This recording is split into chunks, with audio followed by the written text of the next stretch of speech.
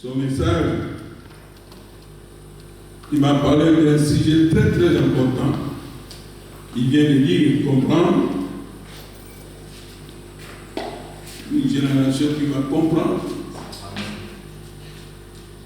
et qui va l'idée pour sortir de l'emprise des choses du monde pour entrer dans la grâce du Seigneur. Amen. Et quand je lisais cette invitation, tellement que l'enseignement était clair, je me disais, je vais commencer par là. C'est après la prière que le Saint-Esprit m'a inspiré. Tu vas parler sur la croissance spirituelle. Parce que c'est leur fondement. Grandir spirituellement. Beaucoup d'entre nous pensent grandir spirituellement, c'est-à-dire venir régulièrement à l'église. Non, ce n'est pas ça. Venir régulièrement à l'église, c'est pour recevoir la matière. Mais pour grandir, il y a des principes. Il y a des éléments que nous devons tous remplir. Vous pouvez être serviteur de Dieu, mais vous ne pouvez pas connaître la croissance. Vous pouvez être chanteur, mais vous ne pouvez pas connaître la croissance. Nous allons lire, moi j'ai une Bible ici, mais des écritures trop petites, je vais prendre mes lunettes, vous allez m'excuser. Prenons d'abord Romains. Romains, chapitre 8, verset 29 à 30. Tout commence par là. Et puis nous allons chuter encore dans Romains 8, 6. Romains 8, 29 à 30, vous y êtes. D'abord, ceux qui ont des Bibles, soulèvent le doigt, ceux qui ont des Bibles. Ok. Maintenant, je vous demande de faire le nécessaire pour que nos frères et sœurs achètent leur Bible. En attendant, mettez même la Bible, l'application de la Bible dans votre téléphone pour que vous puissiez lire. C'est 20 € la Bible dans la FNAC, 20 €. Alors, je lis. Car ce qu'il a préconnu, il les a aussi prédestinés à être conformes à l'image de son Fils, pour qu'il soit premier entre plusieurs frères. Et ce qu'il a prédestiné, il les a aussi appelés. Et ce qu'il a appelé, il les a aussi justifiés. Et ce qu'il a justifié, il les a aussi glorifiés. Ça, c'est notre premier texte. Notre deuxième texte, Jean, chapitre 1, verset 12. Mais à tous ceux qui l'ont reçu, à ceux qui croient en son nom, elle a donné le pouvoir de devenir enfants de Dieu.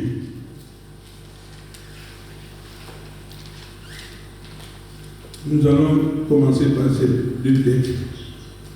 Nous allons lire les deux autres après. Bien-aimés, pour grandir spirituellement, il faut être appelé. Il faut être prédestiné, c'est-à-dire quelqu'un que Dieu a choisi d'avance. Je vais vous donner un exemple. Je préfère aller lentement parce que c'est un enseignement. Vous voyez le pasteur Koufou ici. Quand il était dans le ventre de sa mère, Dieu savait qu'il va le servir. Même s'il est allé de gauche à droite, il a fait ça, il a fait tel travail, la finalité, c'est qu'il soit serviteur de Dieu. On ne devient pas serviteur de Dieu par aventure. On ne devient pas chrétien par aventure.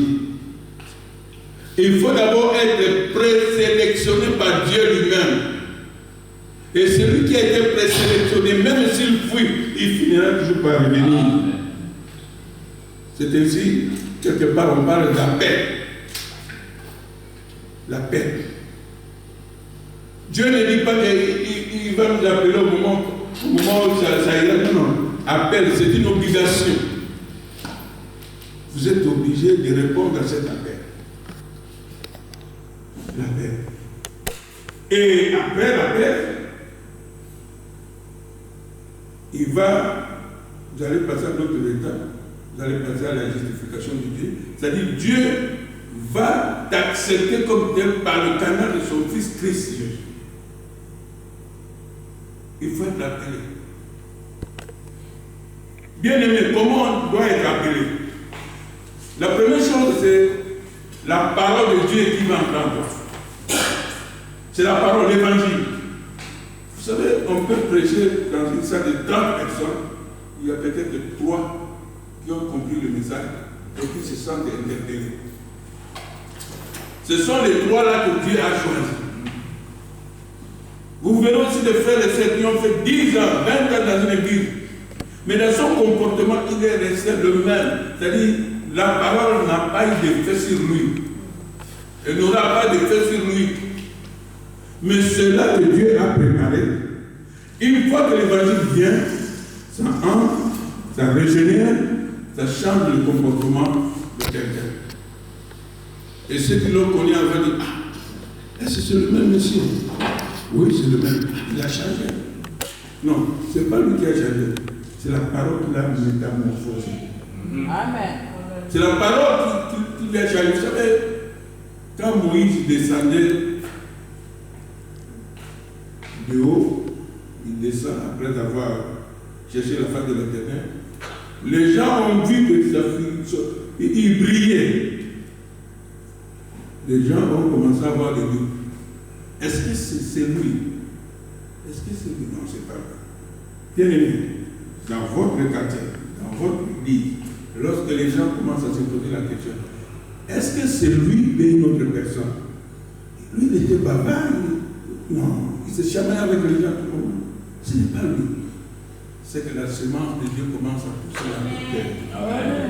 Et ceux qui étaient avec vous, comme ils n'ont pas cette semence-là, ils cherchent à vous identifier par rapport au monde. Mais vous n'êtes pas au monde. Vous êtes dans le monde, mais vous ne vivez pas selon le monde. Amen. Alléluia. Amen. Comment grandir spirituellement? La première chose, il faut écouter l'évangile et intérioriser l'évangile. L'évangile, c'est comme un virus dans un ordinateur.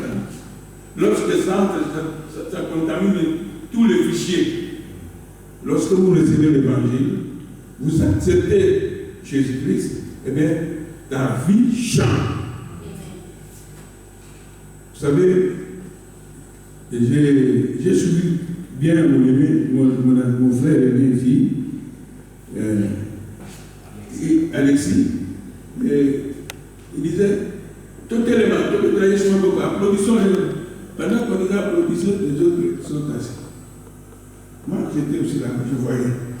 Mais ça m'interpellait. Le Saint-Esprit me disait, bah, ils viennent à l'église. Ils sont conscients qu'ils viennent à l'église. Mais leur cœur n'est pas à l'église.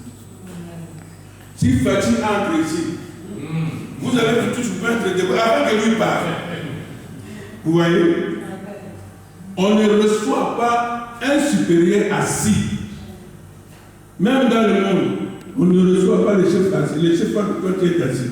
Non. Vous mettez debout, c'est un signe du respect de l'autorité du chef.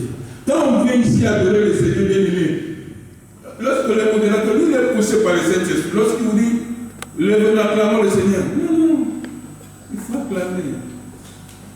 Mais je sais qu'un jour, vous serez contaminé par l'évangile. Quand vous serez contaminé, vous ne serez pas la même personne. Alléluia. D'abord, recevoir la parole de Dieu. Pour que tu puisses grandir, pour que tu puisses faire face à la chair de toi-même, tu ne sauras pas. Tu ne sauras pas. Il faut l'assistance du Saint-Esprit.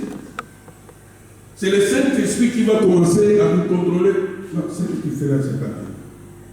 Il vous rappelle même les paroles de l'homme de Dieu.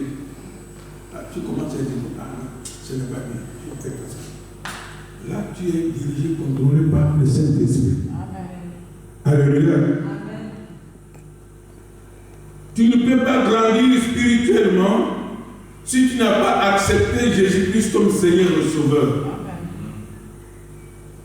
Non, je ne dis pas, tu ne peux pas grandir si tu n'as pas reçu Jésus-Christ. Tu peux être ancien dans cette église. Tu peux être parmi les gens qui ont créé cette église. Et vous pensez que vous êtes enfant de Dieu. Non. Ce n'est pas le fait que vous étiez au début et que vous devenez enfant de Dieu. Non, non, non. Devenir enfant de Dieu. Recevoir le privilège de la croix. Il faut naître de nouveau. C'est-à-dire, il faut accepter Jésus-Christ comme Seigneur et Sauveur. Quand j'ai lu le passage de l'invitation, ça m'a beaucoup attiré. C'est grandir spirituellement. Si on connaît cette croissance, on ne va pas nous dire venez à telle heure à l'église.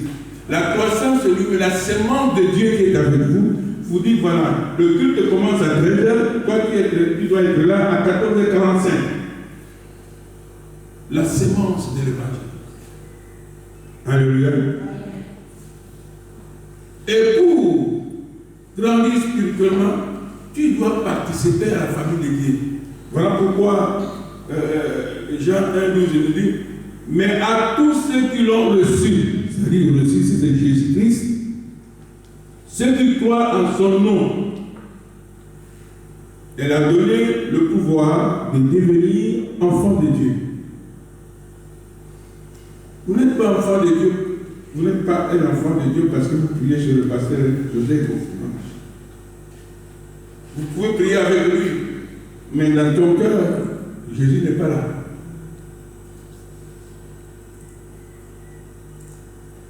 Jésus nous parle et dit, ce ne sont pas ceux-là qui crient Père, Père, qui travaillent pour moi, mais ceux qui font la volonté de mon Père. Il faut faire la volonté de Dieu. Voyons un autre passage, Matthieu chapitre 28, verset 19 à 20. Qu'est-ce que Jésus nous demande, nous, qui l'avons reçu comme Seigneur et Sauveur? Il nous demande de faire quoi? La Bible dit, c'est Jésus qui dit, allez, faites de toutes les nations des disciples, les baptisant au nom du Père, du Fils et du Saint-Esprit, et enseigne-leur à observer tout ce que je vous ai prescrit. Et voici, je suis avec vous tous les jours jusqu'à la fin du monde. Allez, faites des disciples. Non, vous ne constituez pas un groupe de fanatiques. C'est ça la différence chez nous. Les chrétiens sont devenus des fanatiques de pasteurs et non de Jésus-Christ. Ils viennent à Jésus pour recevoir les dividendes de Jésus, mais ils ne croient pas en lui. Quand il est malade, on va prier pour moi. Il va voir le pasteur. Le pasteur va l'inviter, il impose les mains. Ok, c'est ce que Jésus nous a demandé, prier pour le malade. Une fois guéri, il reprend sa vie du monde.